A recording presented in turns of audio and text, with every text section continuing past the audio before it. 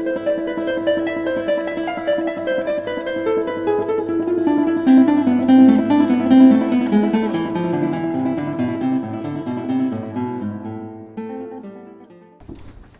dia a todos.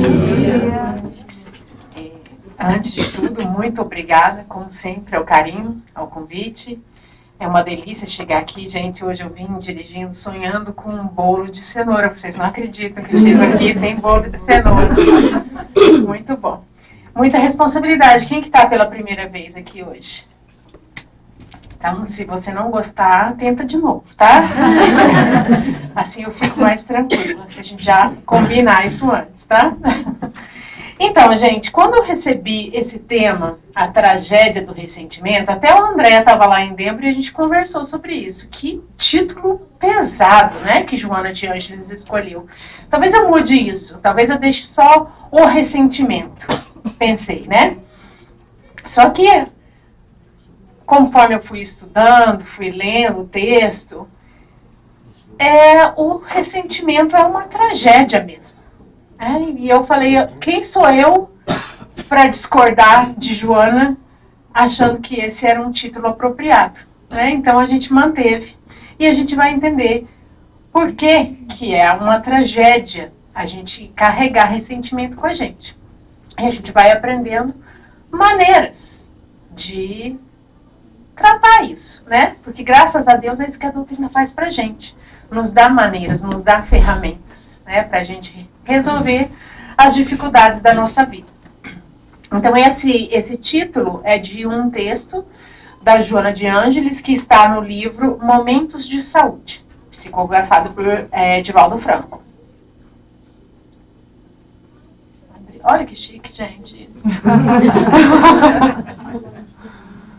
Então, o que significa ressentimento? A ação ou efeito de ressentir, em que há mágoa, angústia ou rancor. A angústia ou mágoa ocasionada por uma ofensa, por uma desfeita, por um mal causado por uma outra pessoa. E se a gente pensar na palavra ressentir, a gente pode fazer a análise da palavra, que é o quê? Ressentir. Se eu tenho ressentimento, eu ressinto aquilo que aconteceu. Porque se aconteceu alguma coisa na minha vida, boa ou má, e da próxima vez que eu penso nisso, não acontece nada no meu ser, foi uma coisa que aconteceu e passou. Agora, se quando eu penso naquele evento, eu sinto novamente aquilo que eu senti na primeira vez, eu estou ressentindo. É como se eu estivesse vivendo novamente. Vamos dizer que seja uma ofensa, né? Eu recebi uma ofensa, carreguei. Cada vez que eu penso naquilo, eu estou ressentindo de novo a dor que aquela ofensa me causou. Até que resolva. E será que isso faz bem ou faz mal para a gente? Muito mal. Vamos ver, né? Então, Joana começa no texto. Aí era enter, né? Passei uma mais. Aqui. As pressões psicossociais, socioemocionais, econômicas e de outras origens desencadeiam distúrbios variados, nos quais mergulha uma larga faixa da sociedade. Então, olha, gente, nesse nosso mundo tem bastante coisa para nos causar sentimentos difíceis, né? Pode vir de várias situações, né? Ela fala ali, socioemocionais, econômicos, quanto que a gente não fica ressentido quando a gente está numa situação difícil, né? E de várias origens. Ela, né, deixa aberto ali que as pressões vêm de vários lugares. E como que a gente recebe isso? Como que a gente coloca na nossa vida essas dificuldades que a gente vai ter, né? Porque a gente está aqui nesse planeta, a gente sabe que a gente vai ter essas dificuldades. E quando ela fala que uma larga faixa da sociedade está mergulhado nisso, é porque estamos todos nós ainda, novamente, nessa mesma faixa, com uma certa variação. Alguns um pouquinho mais evoluídos, outros ainda tentando, mas a gente está num planeta de provas e expiações para se melhorar, para parar as arestas, né? Então, com todos nós acontece isso. Tem uma faixa muito fininha, talvez, da população mundial que não esteja muito ali fadada a ter algum tipo de pressão, algum tipo de dificuldade, né? E como que vai lidar com isso? Provocando medo, ansiedade, amargura, desarmonizam o sistema nervoso dos seres humanos. Essas pressões que a gente sofre. Conduzindo a neuroses profundas que quase sempre somatizadas são responsáveis por enfermidades alérgicas, digestivas, do metabolismo em geral, facultando a instalação de processos degenerativos. Somatizar, porque ela fala ali, né, que essas coisas quase sempre são somatizadas. Somatizar é quando a gente transforma um problema psíquico, né, um problema que é da alma, um problema emocional, espiritual, e isso transforma em doença, em um problema físico, sem alteração externa, né? Não fui exposta a nada, nenhuma contaminação, nada, não fui ferido. Isso somatiza quando algo espiritual se transforma em algo físico, né? Então, olha só o que ela fala. Quando a gente tem essas dificuldades, quase sempre são somatizadas, né? E olha que interessante, né? A gente falava de alergia ali antes, olha, enfermidades alérgicas, digestivas. Quantas dessas coisas podem ter origem naquilo que a gente sente, naquilo que a gente pensa? Claro, né, que tem o nosso amigo pólen, que a gente sabe que atrapalha, né? Mas, às vezes, se a gente conduz a nossa vida de outra forma, os fatores externos nos afetam de uma maneira um pouco mais suave, né? Muitos resíduos psicológicos se lhe instalam no campo emocional e mental, dando lugar a perturbações de comportamento e a doenças diversas, que permanecem sem diagnose adequada. Porque a gente não consegue descobrir de onde que vem aquilo, então é difícil o diagnóstico. Eu não sei se já aconteceu com alguém aqui, mas às vezes a gente vai buscar o diagnóstico de alguma coisa que a gente sente e médico nenhum encontra. Vai lá pensando que está morrendo e não tem nada. Não tem nada, você não tem uma virose, você não tem isso, daquilo, faz os exames, coloca a gente dentro da máquina, cola coisa aqui, porque o coração está lá batendo, você pensa que vai morrer, sai tudo normal. O que é isso? No meu caso, crise de ansiedade. Que é causada por quê, gente? É um fator físico? Não, é um fator mental, espiritual, que por enquanto não deu nada nos exames. Mas se eu não cuidar, o que vai acontecer? Vai somatizar e vai se transformar realmente num problema ali no meu coração, numa dificuldade gástrica, alguma coisa no meu corpo. Então, realmente é uma coisa que a gente tem que prestar atenção.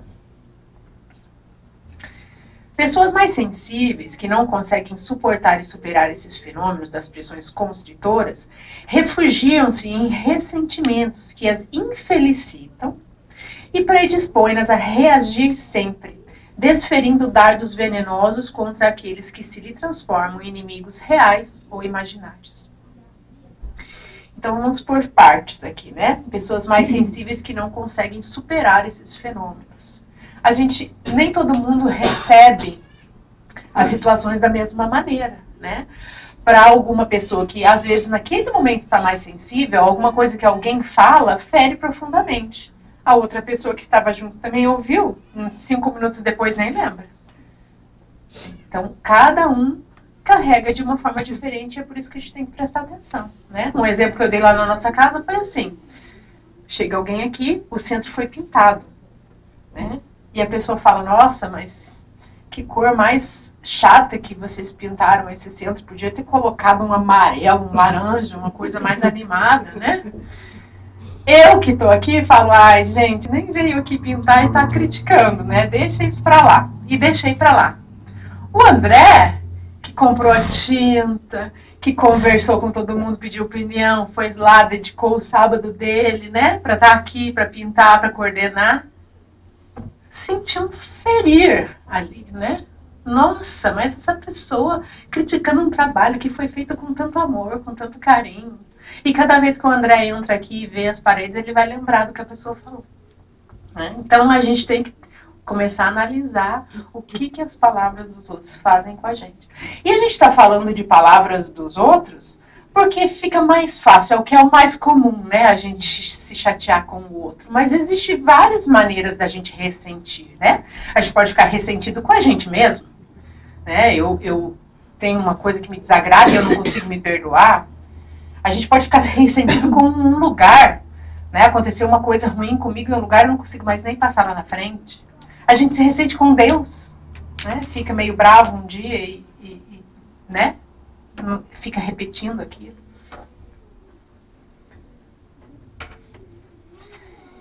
Então, olha só o que a Joana nos fala. O ressentimento é responsável por muitas das tragédias do cotidiano.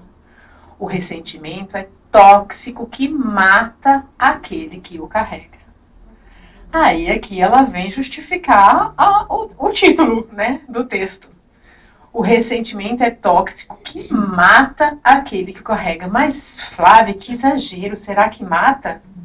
Mata. Porque a gente vai adoecendo, e a gente vai ver isso mais ao longo do estudo, sem saber identificar de onde que vem isso. Mata. Tem uma frase que circula faz muito tempo, que eu fui procurar, essa frase é atribuída a Buda, a Shakespeare, a Mandela, a Einstein, ninguém sabe ao certo. Perguntei pro ChatGPT, ele falou, todo mundo também. Então, já é domínio público essa frase. Guardar ressentimento é como tomar veneno e esperar que a outra pessoa morra. Não, gente, quem vai morrer sou eu. A minha mágoa tá me matando. Aí o que pode acontecer? O outro que me fez mal, eu vou voltar, tá? Porque eu esqueci dessa outra parte. A gente está desferindo dardos venenosos contra aqueles que a gente acha que é inimigo da gente. O meu ódio pode até atingir aquela pessoa, mas a gente não sabe o estado da pessoa. De repente a pessoa está tão bem resolvida que não recebe isso. A gente tem, o negócio é com a gente, é resolver em mim. Porque a responsabilidade do outro que me feriu é falar. O que acontece comigo, o que ele disse, é responsabilidade minha. E eu queria chamar a atenção aqui, que ela falou que se transformam em inimigos reais ou imaginários, porque às vezes a gente que cria toda uma situação. De repente aquela pessoa que me feriu, nem lembra. Como a gente vê mais pra frente um pouquinho. De repente aquela pessoa até gosta de mim. E ela falou uma coisinha ali, continuou a vida dela, e eu criei essa situação, esse inimigo imaginário, e eu mando energia negativa para essa pessoa que, né, tá vivendo lá a vida dela. Enquanto vibra na emoção, o quê? O ressentimento. Enquanto o ressentimento vibra na emoção, destrambelha os equipamentos nervosos mais sutis e produz disritmia, oscilação de pressão, disfunções cardíacas. Entra na máquina, sai da máquina, não tem nada. Né? Olha lá. Eu ainda não achei o meu, não, tá, gente? Eu não achei ainda, mas a gente ainda vai se analisando. Então, a gente tem que tomar cuidado com isso.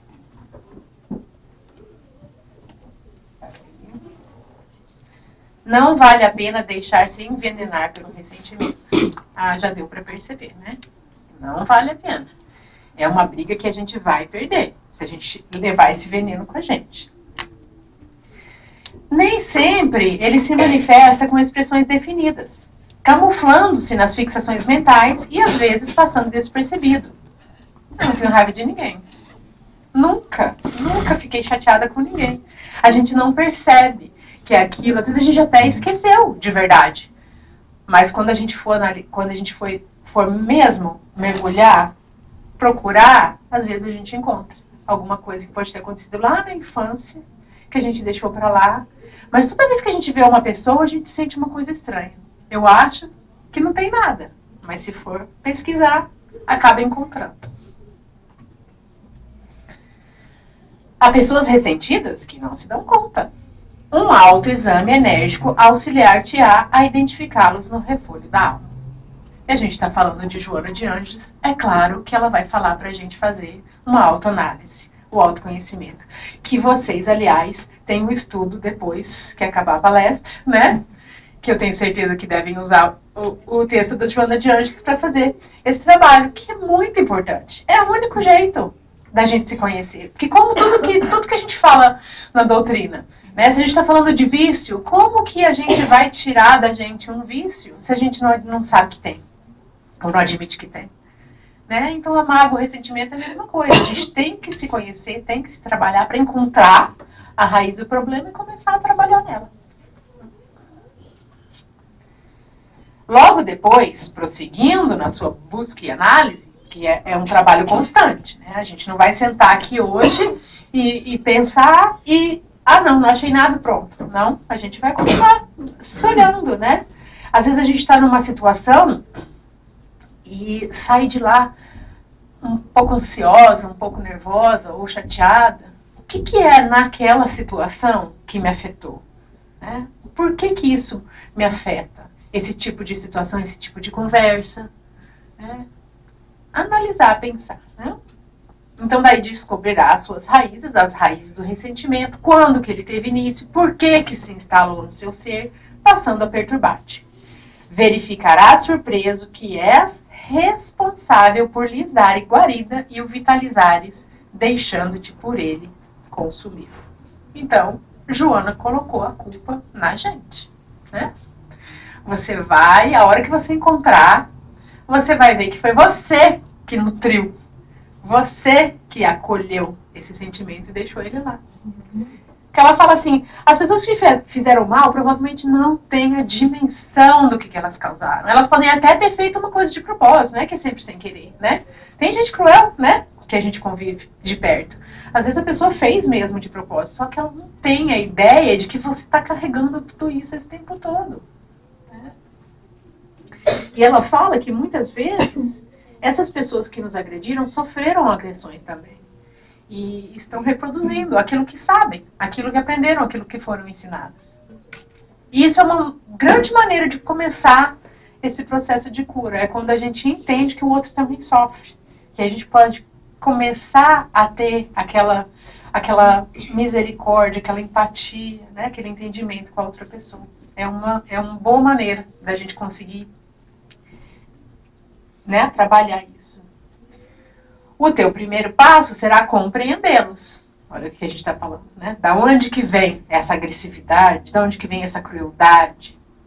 Considerando-os sem responsabilidade nem esclarecimento, sem má intenção em relação a ti.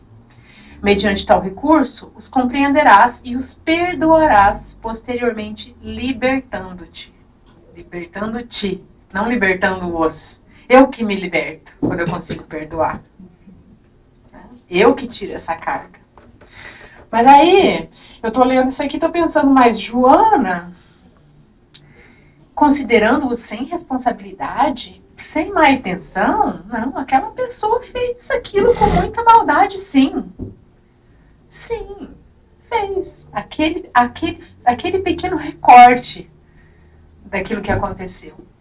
Ela não tem responsabilidade por tudo que se tornou. Isso foi você que fez, lembra? Abrigou, nutriu. Então, a gente tem que cuidar daquilo que a gente está abrigando. Né? A proporção que a gente dá para aquele problema. É fácil? Não é? Porque as coisas não são tão simples quanto uma crítica a uma pintura, né? As coisas são muito mais profundas. Ferem a gente muito mais. Mas aí a gente escolhe se a gente quer viver assim, se a gente quer seguir com isso, ou se a gente quer tentar se livrar, né, do sentimento e ficar mais tranquilinho. Tem um exemplo disso nesse livro maravilhoso, Dramas da Obsessão, Bezerra de Menezes, pelas mãos de Ivone do Amaral Pereira. Essa história, são duas histórias na verdade, mas tem essa história principal, que trata de uma história terrível que aconteceu na época da Inquisição, se passa em Portugal, 400 anos antes, e tinha lá, a gente sabe que a igreja perseguia aqueles que não eram não seguiam a sua crença, e tinha um grupo de judeus, uma família, que foram terrivelmente massacrados pela Inquisição. Né? Tinha esse personagem principal, seus filhos, e eles foram torturados barbaramente, acabaram com a vida deles de uma forma muito trágica mesmo.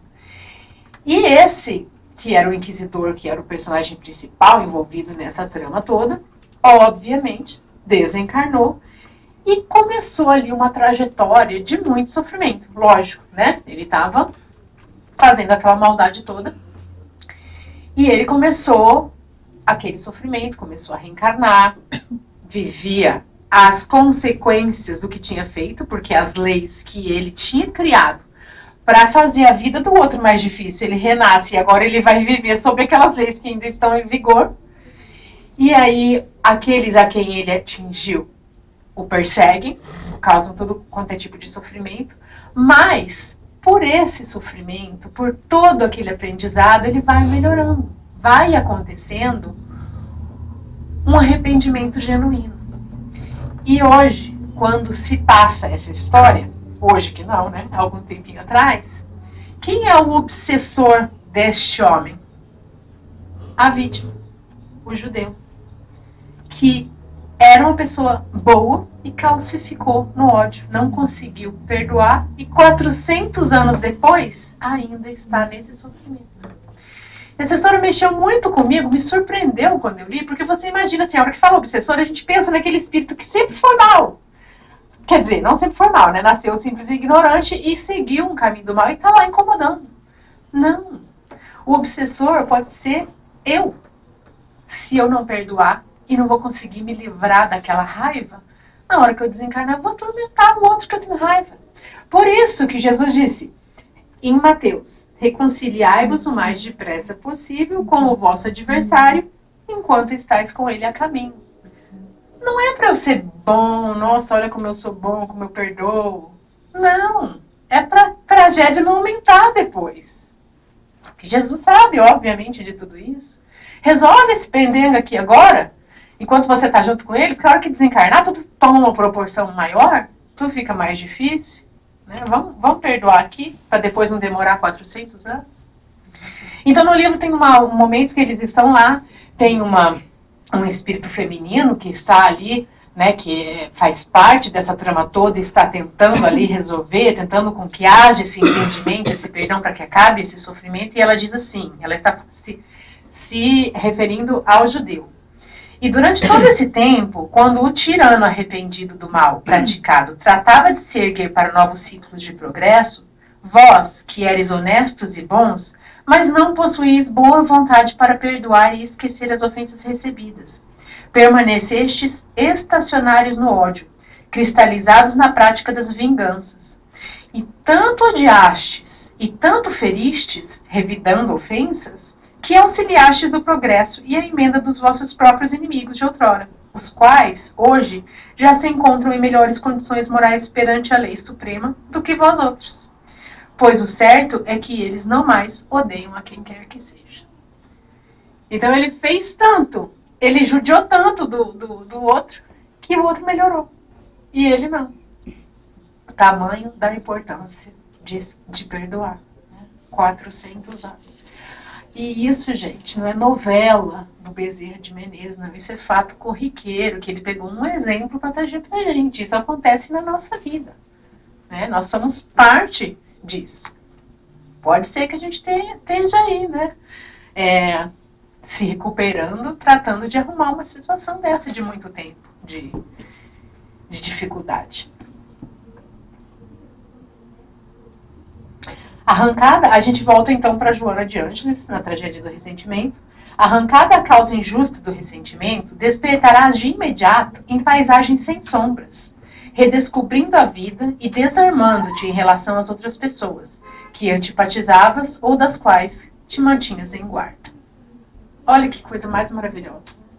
Chove um mês e daí, de repente, um dia você acorda e tá sol. Tem passarinho cantando, as flores estão brotando. Eu fiz essa analogia simplesinha, que deve ser um sentimento, assim, você acordar sem sombra, acordar leve, sem sentimento ruim.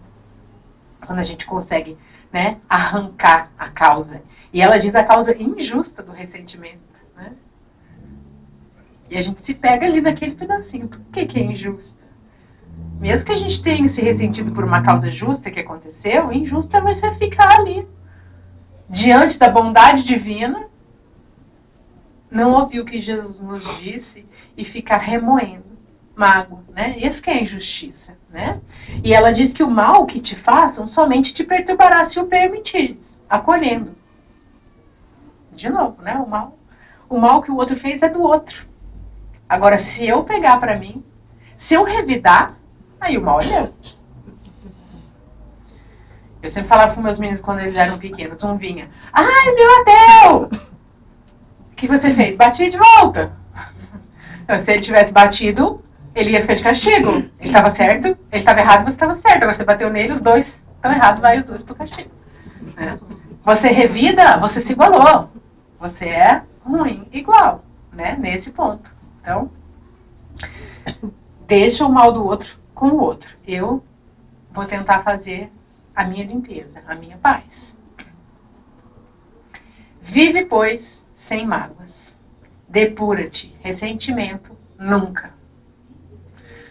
O depurar-te é uma palavra que a gente ouve muito na doutrina, né? Que é melhorar-se, limpar-se.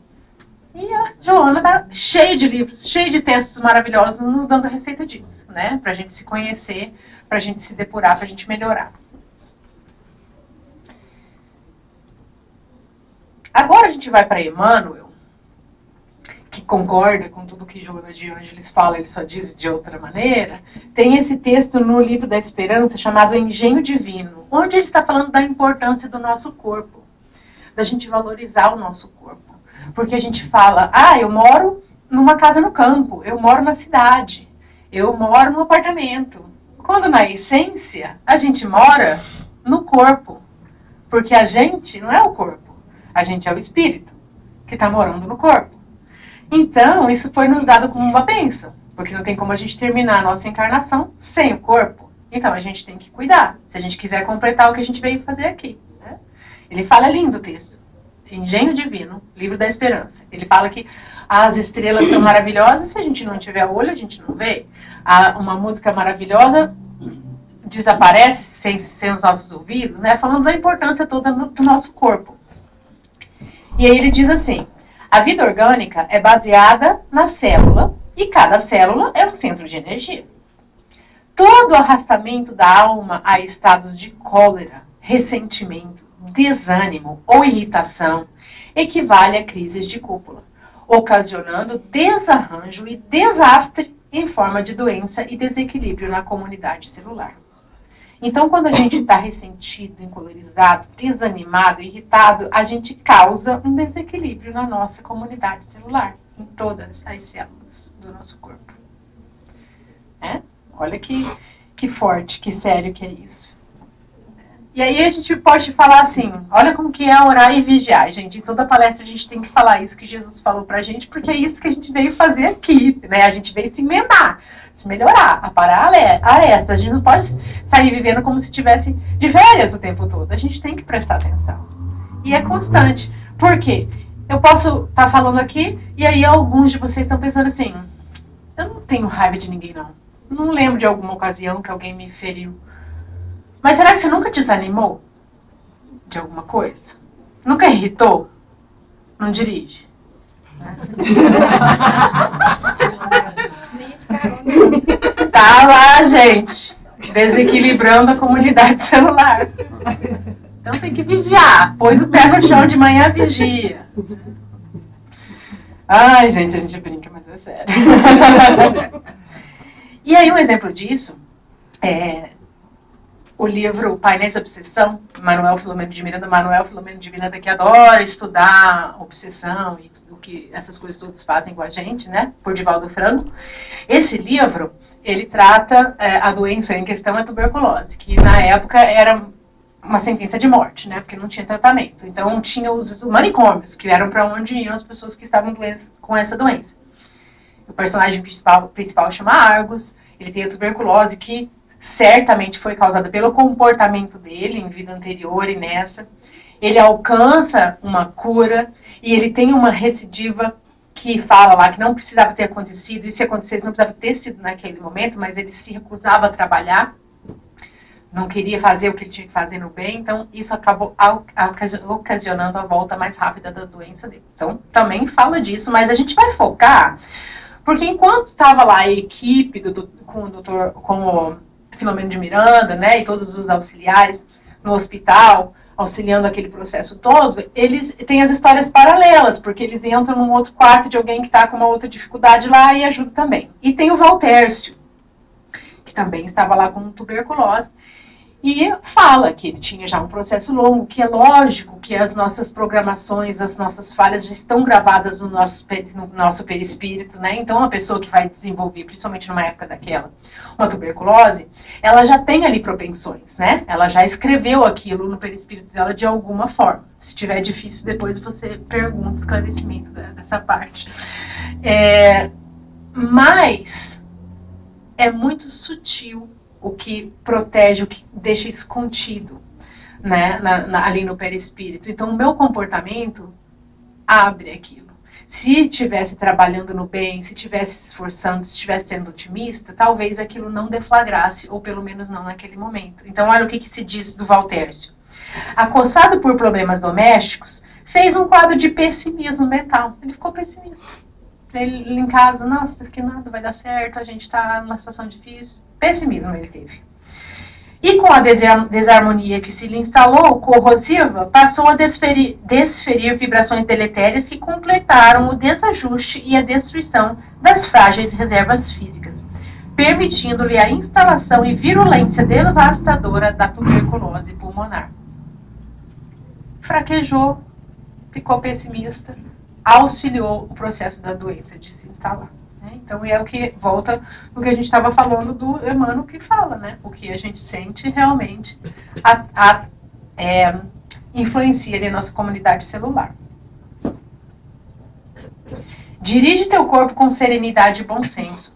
Compenetra-te de que, embora a ciência consiga tratá-lo, reconstruí-lo, reanimá-lo, enobrecê-lo e até mesmo substituir-lhe determinados implementos, ninguém na Terra encontra corpo novo para comprar. O Emmanuel, de vez em quando, tem um bom humor, né? Eu achei interessantíssimo isso. A gente pode esticar, faz plástica, recauchuta aqui e ali, troca partes, né? Mas outro para comprar não acha. Né? Então, se a gente estragar de uma forma que fica irreversível.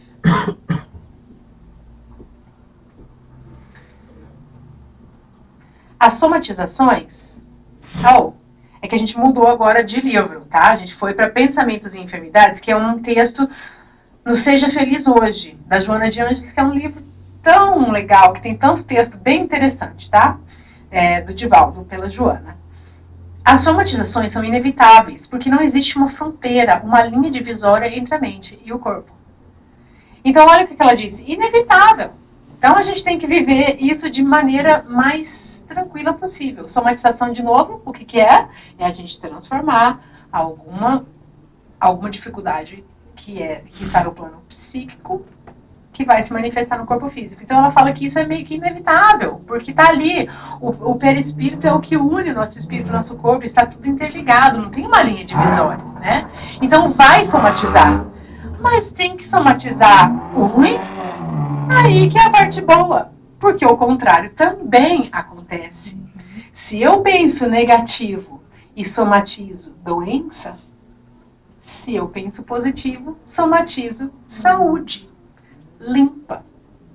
Isso é que é o pulo do gato, né? A gente está aprendendo a identificar o ressentimento, mas a gente trabalhar no bem, se a gente pensar positivo, se a gente consumir positivo, porque a oferta de consumo de material para a gente negativa é muito grande e a gente tem que ter uma força para recusar, né? A gente que fica lá, né? Na rede social. O que a gente consome influencia. E aí a luz, a coisa boa é isso. A gente também tem o outro lado, porque Deus nos desampara, não joga lá, você só vai sofrer. Não, a gente tem também a possibilidade de nos melhorarmos, né? De buscar a nossa saúde. Mas ela continua explicando, tá? Não seja feliz. A mente dispara o gatilho, e seu conteúdo vibratório, quando negativo, com emoções de ressentimento ou de ira, de inveja, de ciúme ou anseio de vingança, desarmonizará o sistema imunológico, eliminando as substâncias que lhe são próprias, com aberturas para a instalação de doenças. Gente, isso daqui é tão profundo e tem material na doutrina espírita, tá? Vocês podem, quem se interessar, pesquisar, conversar com a coordenação, porque é realmente muito profundo. Mas olha o que ela diz. Que quando eu estou ali no ressentimento, na ira, no inveja, todos os sentimentos negativos, não necessariamente eu vou causar a doença. Eu vou desestabilizar o meu sistema imunológico. Qual que é a palavra que ela usa? Dispara o gatilho. Elimina as substâncias que são próprias, que protegem a gente destrói o nosso sistema imunológico. Então eu saio e pego um vento, fico gripada. Não é que eu causei a gripe, eu causei o meu sistema imunológico ficar menos eficiente, né? Com as minhas dificuldades. E aí ela fala de novo, né? Naturalmente, a causa central de todas as aflições encontra-se arquivada no perispírito, que é o modelo organizador biológico que a gente tem. Mas ele necessita apenas de romper as delicadas barreiras enérgicas que envolvem os órgãos para se manifestar, né? E isso a gente tem um controle disso de acordo com aquilo que a gente sente, da maneira como a gente vive. De imediato, as glândulas endócrinas são impelidas a produzir hormônios compatíveis com a onda vibratória recebida e amplia-se o distúrbio. Então, a gente vai produzir hormônios compatíveis com aquilo que a gente está vibrando, né? E aí a gente quer coisa boa, a gente quer coisa ruim. A gente tem a escolha, isso que é sempre bom, a gente sempre tem a escolha, né?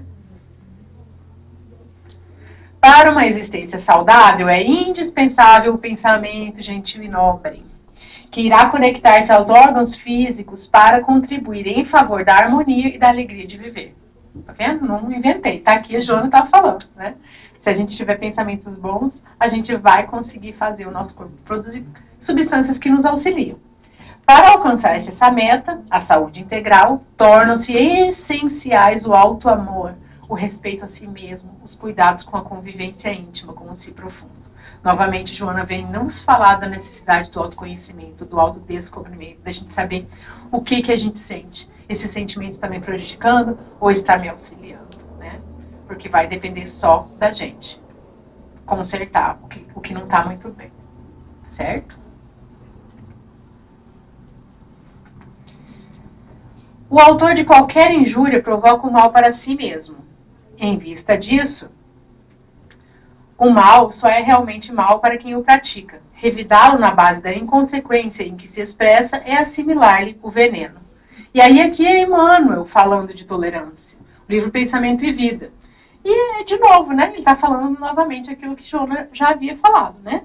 Só que ele fala que tolerância não é conceito de superfície. Eu falo, eu tolero, eu perdoo. Não.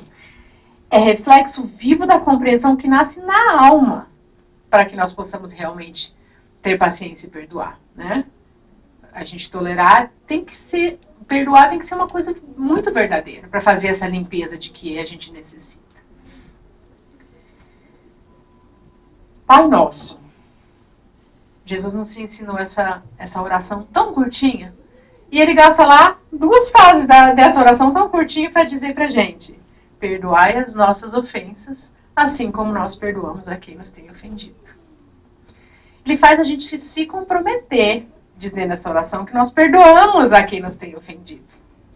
Não tem nenhum outro compromisso desse na oração do Pai Nosso. Ele quer que a gente se comprometa que a gente vai se perdoar. Vai perdoar os outros. Porque a gente também precisa do perdão. Porque ele não fala assim, Deus, se eu ofender, o Senhor me perdoa. Não, ele falou assim, né? Ele fala, perdoai as nossas ofensas. Nós vamos ofender. Então, a gente também precisa ser tolerante com os outros, porque a gente também vai precisar disso. E continua Emmanuel. É imprescindível tratar a ignorância com o carinho medicamentoso que dispensamos ao tratamento de uma chaga. Porquanto golpear a ferida sem caridade será o mesmo que converter a moléstia curável numa legião sem remédio. A tolerância por esse motivo é, acima de tudo, completo esquecimento de todo o mal com o serviço incessante no bem. Então ele compara, né, a ignorância, que pode ser o mal cometido, com uma chaga, uma ferida. Se eu vou lá golpear em cima da ferida, aquilo vai ficar de uma proporção que vai se transformar num negócio muito mais difícil de resolver depois, né? Então a gente tem que tratar com o carinho que a situação merece, para que a gente não transforme isso num ódio, uma coisa que cristalize por 400 anos, né? E o importante desse parágrafo aqui é serviço incessante no bem. Porque daí a gente faz esse movimento. Quando a gente está fazendo bem, a gente está trabalhando, a gente está movimentando as nossas células para que elas façam a coisa boa que a gente quer, né? Porque é muito fácil falar, perdoei. Mas pronto. Não. Olha só esse exemplo. No domingo passado, lá na nossa casa, no estudo na evangelização dos adultos, uma companheira nossa contou um caso de uma mãe que perdoou a motorista que estava embriagada, que matou o filho. E as duas começaram a fazer palestras pelo país, conscientizando as pessoas sobre não beba e dirija. E eu fui pesquisar isso e eu fiquei impressionada com o tanto de histórias que tem de mães e pais que perdoam os assassinos de seus filhos. Que é uma coisa maravilhosa, né? E por que isso, gente? Por que será que tem tanta gente, tantas histórias assim? Porque é muito difícil carregar esse peso, dessa raiva, desse ódio. E as pessoas querem se libertar. E aí, dentre todas essas que eu encontrei, eu trouxe o exemplo de uma que chama Tikki Finlayson. É uma mulher embriagada, tirou a vida do filho dela no trânsito. E lógico, ela passou pelo processo normal, de raiva, de revolta, de tristeza. E aí ela começou a visitar essa pessoa. E ela foi acalmando. E um dia, ela conta que quando ela levantou para pedir se ela podia abraçar a pessoa já veio e abraçou. E ela falou que sentiu uma paz. Não tinha curado ainda, mas ela sentiu uma paz naquele momento que ela não sentia há muito tempo. Agora, vamos nos imaginar na medida do possível. Eu acho que imaginar de verdade a gente não consegue se a gente não passou por isso, né? A dor de você perder um filho pela irresponsabilidade de alguém. Isso é uma coisa que a pessoa deve pensar a hora que acorda até a hora que vai dormir. Imagina se a gente consegue tirar isso. Mas como que tira isso? A gente não vai conseguir apertar um botão e voltar para que não tenha acontecido, que é o que a gente queria de verdade. Mas isso não é possível. Então a gente tem que tirar isso de outra forma, esvaziando o ruim e enchendo com o bom. E essas duas fizeram isso. Começaram a viajar pelo país, contando a história delas e conscientizando as pessoas, trabalhando no bem, e o bem vai limpando aquilo que o mal deixou. Né? As células vão fazendo aquela cura, né? Aquela limpeza que a gente necessita. Será que a gente consegue? Tomara que a gente nem precise saber se consegue ou não, né? Mas talvez não seja uma coisa tão grave assim que a gente tenha para resolver. Talvez o nosso seja um pouquinho pequeno, mas a gente consiga se livrar, né, desse fardo que a gente tem. E aí, nesse mesmo texto, né, Emmanuel fala que Jesus, quando ele voltou ressuscitado, ele não foi lá falar, Pedro, eu te perdoo por você ter me ligado 3 vezes. Não, o que ele fez? Ele mostrou para Pedro o caminho que ele ia ter no bem, para se redimir daquilo, né? Então foi um trabalho. Pedro se redimiu através do trabalho todo maravilhoso que ele fez ao longo da vida dele, que Jesus indicou. Jesus sempre nos ensinando, né? Então, o perdão tem que ser assim, tem que ser verdadeiro, não da boca para fora. Se a gente perdoar alguém e a gente conseguir tomar um café com essa pessoa, excelente. Se a gente não conseguir, porque às vezes a ferida é tão grande, né? A gente perdoou, a gente não tá mais sofrendo, doendo quando a gente pensa naquilo. Mas a gente coloca, né, o nome da pessoa numa vibração, a gente ora por ela, não deseja mal, isso já é uma grande coisa, né? Se a gente não conseguir fazer um trabalho junto como essa mãe aqui que conseguiu. Não desejar o mal já é uma grande coisa. E aí Emmanuel diz assim, perdoar é olvidar a sombra, buscando a luz. Olvidar é esquecer, né? Então, a gente perdoa, a gente esquece aquilo, a gente quer a luz. A gente não quer ter aquela sombra que pesa, que deixa os nossos dias mais tristes, mais difíceis, né? A gente quer luz, onde a gente enxerga, né, tudo que está à nossa volta. Exemplo disso, nosso querido Chico Xavier. Essa história todo mundo já deve saber, mas não tem importância, porque a gente sempre dá um calor no coração quando a gente ouve uma história bonita de Chico, né? E Também tem na internet várias versões da história. Se você vê uma versão diferente dessa, não tem importância, porque a moral é a mesma, né? Então, Chico, que amava muito os animais, tinha esse cachorrinho, todo problemático. Não se sabe se ele nasceu já aleijado ou se aconteceu alguma coisa com ele, mas o Chico chegava cansadérrimo do dia inteiro que ele trabalhava, depois ia para o centro, ficava até de madrugada atendendo no centro. Chegava em casa, esse cachorrinho tinha feito um monte de sujeira lá na casa, ele tinha que cuidar do cachorrinho, limpado daquilo. E tinha uma pessoa do convívio dele que se comovia, né? Que Chico estava ali, tendo todo esse trabalho com esse cachorro. E o cachorro não melhorava e dava trabalho para o Chico. E Chico sofria de ver o cachorro naquelas condições. E a pessoa do convívio de Chico, condoída, deu um veneninho pro cachorrinho. E aí, achando que estava fazendo um bem, porque livrou o Chico daquele problema, né? Agora o Chico chegava e ia dormir sossegado, não tinha mais. E Chico ficou sabendo que aconteceu isso. E ele não ficou com raiva, porque isso já não fazia mais parte dele. Mas ele ficou triste, né? Se instalou ali no peito dele uma mágoa, que ele não conseguia esquecer. Ficou aquela mágoa. Como é que pode, né? A pessoa fazer mal pro cachorrinho. E aí foi passando um tempo, um dia Emmanuel chega para ele e fala assim: esta mágoa que você asila no coração está atrapalhando o trabalho dos bons espíritos. Você precisa se livrar dela. E Chico falou assim: gente, mas o que eu faço? Eu não consigo, né? Eu lembro. E fico triste. Daí o Emmanuel falou assim: você vai ter que dar uma alegria para ela. Aí Chico: mas ela que me feriu. Eu vou dar uma alegria para ela? E daí Emmanuel fala assim: a receita não é minha. É do nosso Senhor Jesus Cristo. Fazei o bem aos que vos aborrecem. Leia o Evangelho. Porque ele era ríspido, né? O Chico, vai lá ler o Evangelho. Aí Chico: meu Deus, que alegria que eu vou fazer, não sei o quê. A receita não é minha, é do nosso Senhor Jesus Cristo. Vai lá e pergunta para ela qual é uma coisa que ela queria muito. Se vocês não lembrarem da história, vocês vão lembrar agora. E essa mulher queria muito uma máquina de costura. E Chico Xavier tinha aquela vidinha que todo mundo sabe, pobre, trabalhava, ganhava o salário mínimo. Mas ele foi lá, comprou a máquina, parcelou ainda. Né, o pessoal, os palestrantes às vezes brincam que ele vai pagar até 2 encarnações as prestações da máquina que ele fez. E foi lá e entregou a máquina de costura para a pessoa. Diz que a hora que ela viu essa máquina e viu o Chico, ela ficou tão feliz que saiu do peito dela uma luz que dissolveu a sombra que estava no peito do Chico. É isso que o perdão faz. É isso que Emmanuel falou. Perdoar é olvidar a sombra, buscando a luz. É essa luz que a gente quer encontrar, né? E que a gente quer dar também para os outros, que dissolve. Agora eu fiquei pensando assim, Chico Xavier, tá? Que tinha aquele auxílio, que fazia o trabalho que fazia, ficou com a mágoa, criou uma sombra que estava prejudicando o trabalho dele mediúnico. E eu? O que a minha mágoa faz comigo, que não sou o Chico?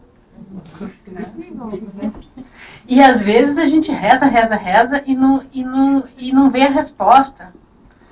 Porque a inspiração, que é a resposta da minha oração, como é que chega? Se está ali, aquela sombra. Né? A receita não é minha, é do nosso Senhor Jesus Cristo, né? Desejai o bem àqueles que vos perseguem. E a gente consegue. E a doutrina espírita tem ferramentas, tem palestra, tem uma imensidade de livros, tem amigos, tem atendimento fraterno, porque às vezes a gente só de conversar a gente já entende melhor o nosso íntimo. Então, graças a Deus que a gente está aqui no domingo de manhã e a gente pode ser auxiliado nesse processo que é só nosso. Né? E a gente vai terminar com Emmanuel dizendo: tolerar é refletir o entendimento fraterno e o perdão será sempre profilaxia segura. O perdão será sempre remédio seguro, garantindo, onde estiver, saúde e paz, renovação e segurança. Obrigada. Obrigada.